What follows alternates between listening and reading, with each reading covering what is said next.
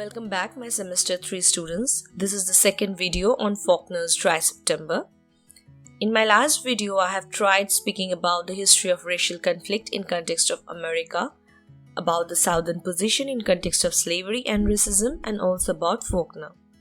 I believe the last video had helped you understand how the American South has a position quite different from that of the North, and so from this it follows that the literature produced from South may have certain distinct feature than that of North. Remember, the most cliché definition of literature is that literature is a reflection of life, which is of course true, and so Southern life and living expresses itself in literature, and this tradition drenched in Southern essence is termed as the Southern literary tradition. In today's video, I'll be talking about Southern literary tradition in general and also with reference to Faulkner's Dry September. To begin with, Southern literary tradition or Southern literature or literature of the American South is defined as American literature about the Southern United States or by writers from this region. The Southerners place unusual emphasis on the very points most emphasized in Southern life itself. These are family, history, race, religion, and a sense of place, of concreteness, and of imperfectibility of man. Though in recent decades the conventional tropes have been replaced by expansive understanding and concepts, and the trajectory of literature has had their transformation, yet traditionally speaking, the emphasis that we find are a common Southern history, the significance of family, a sense of community and one's role within it, the region's dominant religion and the burden or rewards that religion often brings, issues of racial tension, a sense of social class and place, use of the Southern dialect.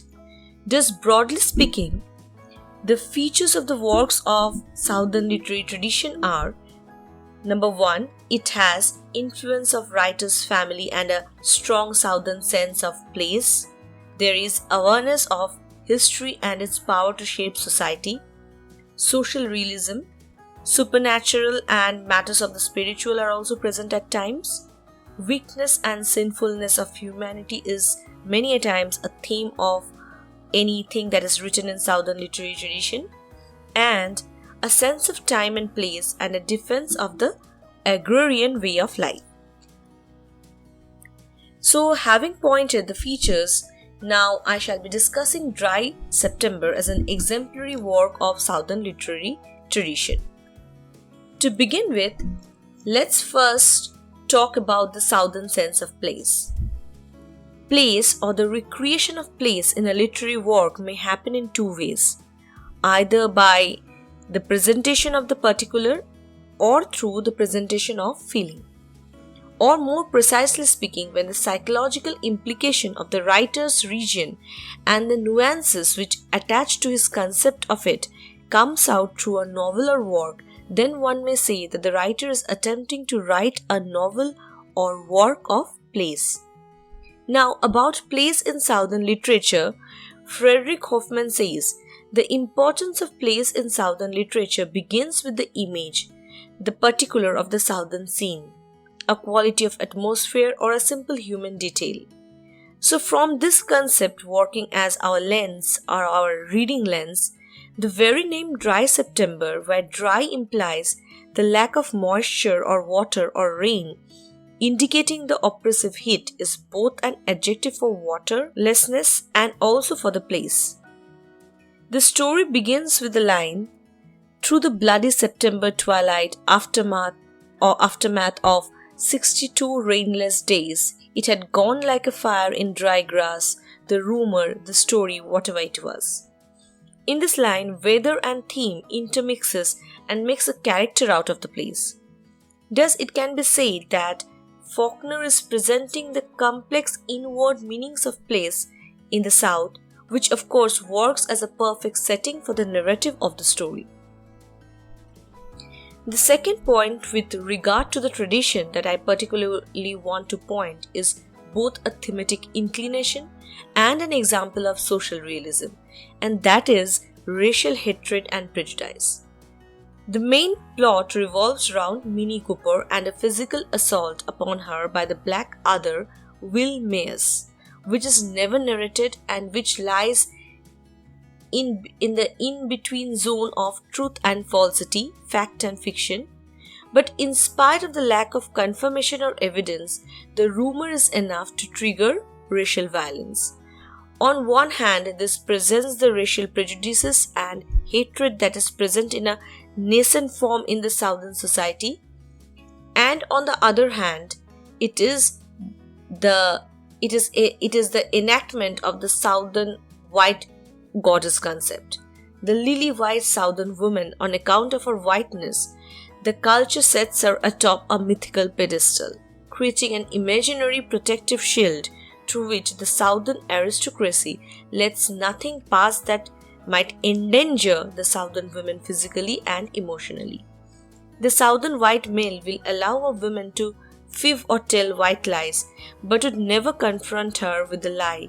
Instead, will consider it obligatory to act upon her words.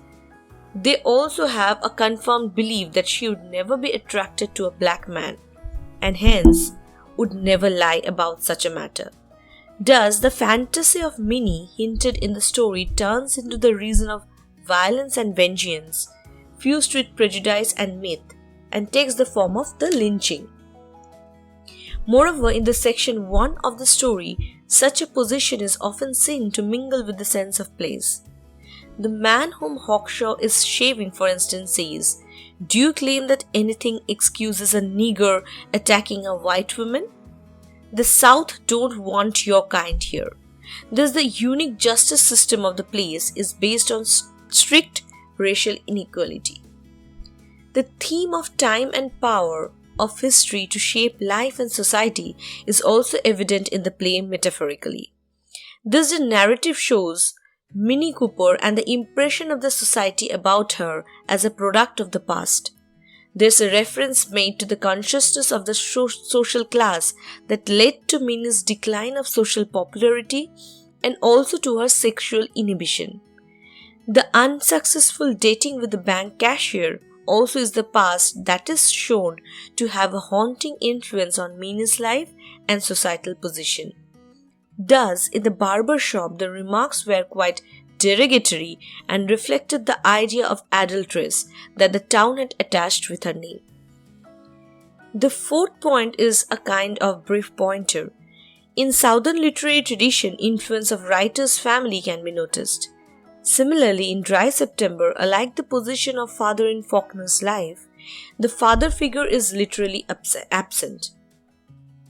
Now, finally, the story presents the weakness and sinfulness of humanity through individual figures as well as societal collective. The weakness of Minnie Cooper is the fuel of the violence and also the plot. Minnie has lost her sexual appeal, and this she knows, for when she walks downtown, the sitting and lounging men do not even follow her with their eyes anymore. And thus, to again be the center of attention, she reports a fictional sexual encounter so as to reawaken the town's interest in her sexuality and also to convince herself that she is attractive and desirable. Again, if you think about the character of McLendon, you will find that his frustration and violent nature finds an expression through this act of lynching. Moreover, the lynching of Will is not any action of justice, but merely a senseless venting out of men's frenzy and rage. Even the way the society treats Minnie cannot be considered as human or just. Thus, the theme of imperfectibility, of weakness, and of sin in men runs through the story. Now, before I end, I would like to move your attention to Southern Gothic, which is a genre of Southern writing focusing on grotesque themes, damaged and even delusional characters, and dark humor. In Dry September, the character of Minnie and McLendon qualifies as damaged and delusional characters. Moreover, the grotesque is evident in the author's depiction of fragile social order, disturbing reality's struggle of innocent character, death, and loneliness. Thus, the elements of Southern Gothic can also be traced in the story. Well, this brings us to the end of today's discussion. Hope the earlier video on the topic and this had helped you understand the text and the importance that it holds, and also have grown your interest in American literature. So that's all for today. Thank you all for joining.